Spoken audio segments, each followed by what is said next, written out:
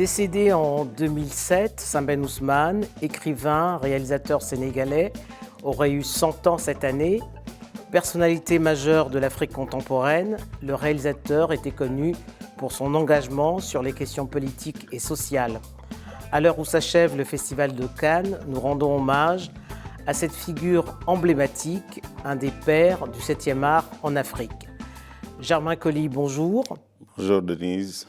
Pour le directeur de la cinématographie que vous êtes, que représente Sembène Ousmane dans l'histoire du 7e art en Afrique et au Sénégal en particulier? Sembène Ousmane, c'est l'aîné des anciens, comme on l'appelle au cinéma. C'est un personnage, c'est une personnalité majeure de la culture, tout simplement. Parce que Sembène Ousmane, c'est un cinéaste. Le cinéma l'a beaucoup présenté.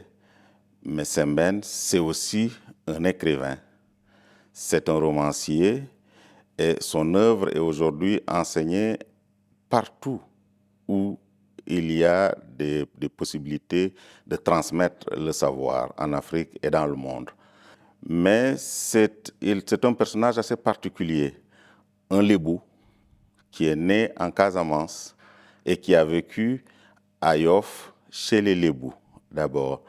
Sembène Ousmane, l'autodidacte, l'expulsé, comme il le dit, c'est son mot même, expulsé de l'école primaire dès le bas âge, mais qui a compris, qui ne s'est jamais détaché du livre, qui ne s'est jamais détaché du savoir, parce qu'il a continué à lire, il a parcouru les œuvres majeures dont Karl Marx, et donc c'est son engagement politique.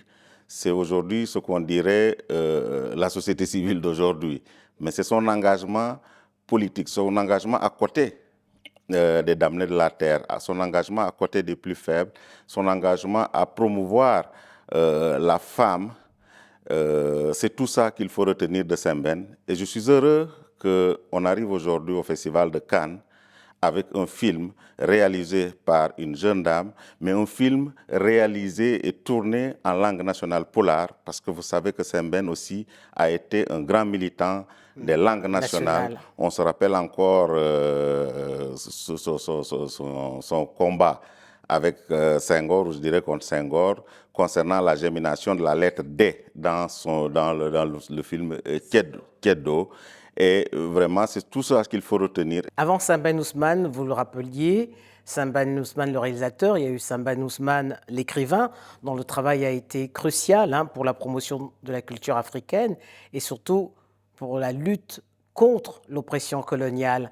Que reste-t-il de cet héritage? L'héritage est encore là et c'est cet héritage qu'il faut donner aux jeunes aujourd'hui, l'héritage de l'engagement, de cette personnalité qui s'est engagée de façon désintéressée à défendre la position de l'homme noir, qu'il a illustré à travers ses écrits, mais à travers également ses films.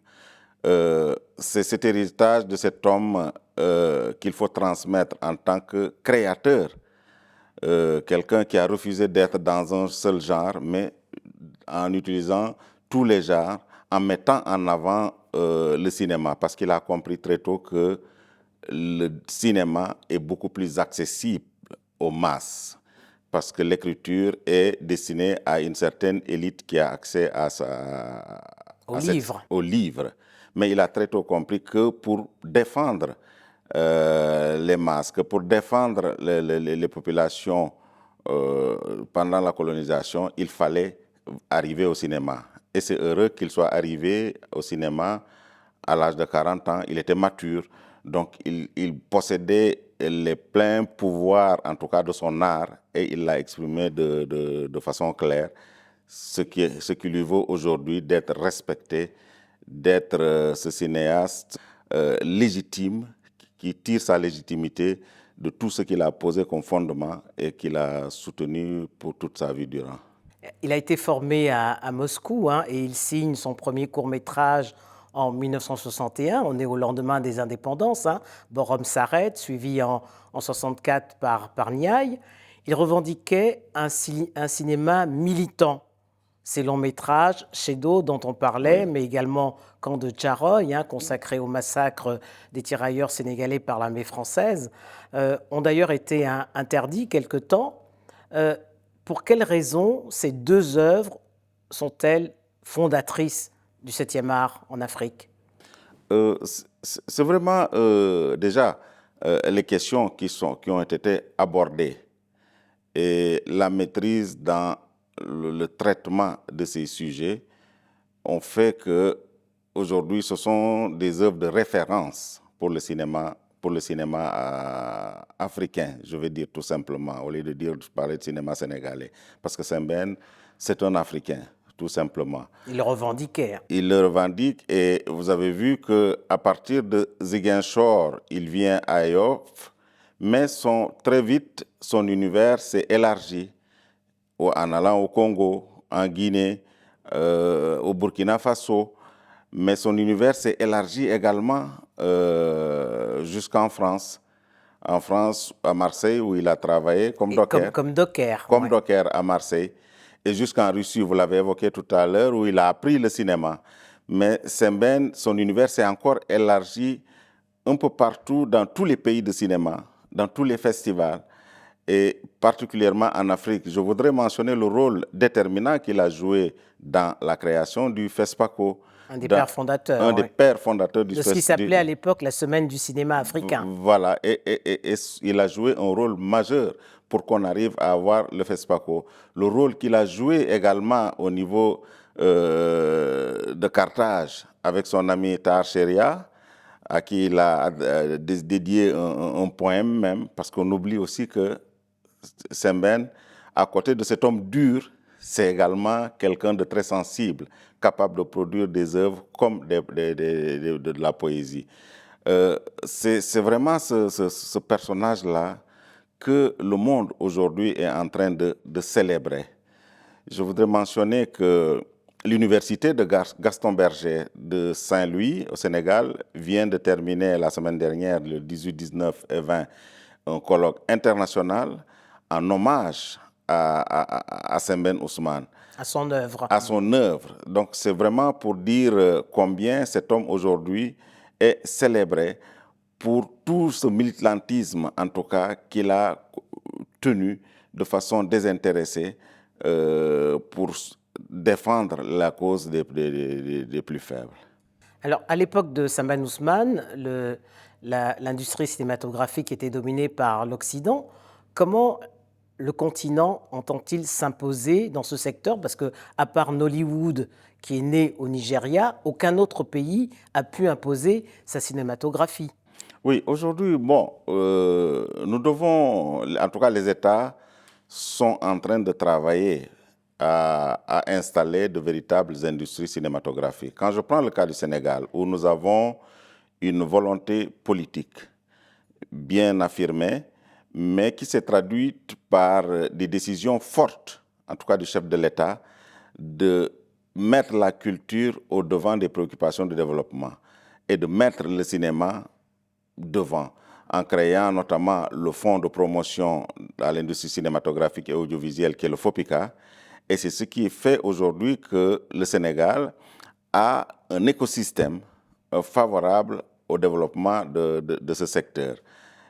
Il y a des moyens qui sont disponibles pour la production, il y a des moyens qui sont disponibles pour la formation, parce qu'il faut aussi beaucoup former les jeunes générations au métier du cinéma, qui est un art très rigoureux, où il faut une maîtrise parfaite de chaque chaîne. Le président Macky Sall avait évoqué même un fonds africain du cinéma quand on sortait de Ouagadougou.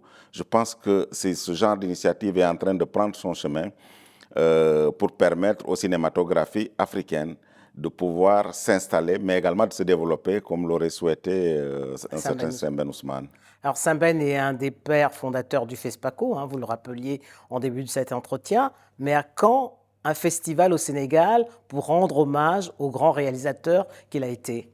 Justement, dans le cadre des commémorations du centenaire de Sembène, l'État du Sénégal a pris un certain nombre d'initiatives pour le célébrer.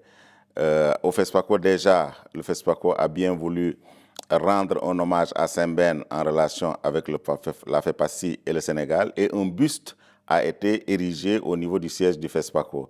L'État du Sénégal a retenu de lancer le Festival international du cinéma, et cela dans le cadre des commémorations de Sembène. Mais c'est un festival qui aura un caractère panafricain également, mais dont les récompenses porteront le nom de Sembène. Le Sénégal était à l'honneur à Cannes avec le film Balel et Adama de Ramata Toulaye Sy, mais il était aussi à l'honneur en 2019 avec Atlantique de Mati Diop, deux jeunes réalisatrices qui ont vu leur première œuvre en sélection officielle à Cannes. C'est la preuve que la relève de Safi Faye, qui était une des premières réalisatrices africaines et d'origine sénégalaise, est assurée. Oui. Je pense qu'aujourd'hui, nous pouvons être fiers du travail que ces jeunes Sénégalaises et Sénégalais, en tout cas, sont en train de faire. Aujourd'hui, nous avons une certaine régularité à Cannes. Et ce n'est pas rien qu'entre 2019, nous avions eu Mati avec son film Atlantique, qui a été tourné au Sénégal et qui a été obtenu le Grand Prix du jury au Festival de Cannes. Un film qui a été soutenu par l'initiative dont je parlais, le FOPICA également, qui a mis les moyens dès le début pour permettre à ce film-là de pouvoir se réaliser. Aujourd'hui encore, nous avons Ramata Toulaye Sy qui nous amène à Cannes pour son premier long métrage, mais Ramata que nous suivons parce qu'elle a déjà réalisé un film documentaire Astel qui a un bon parcours et que le FOPICA a soutenu également, comme Balel et Adama. Comme Balel et Adama que le FOPICA a soutenu.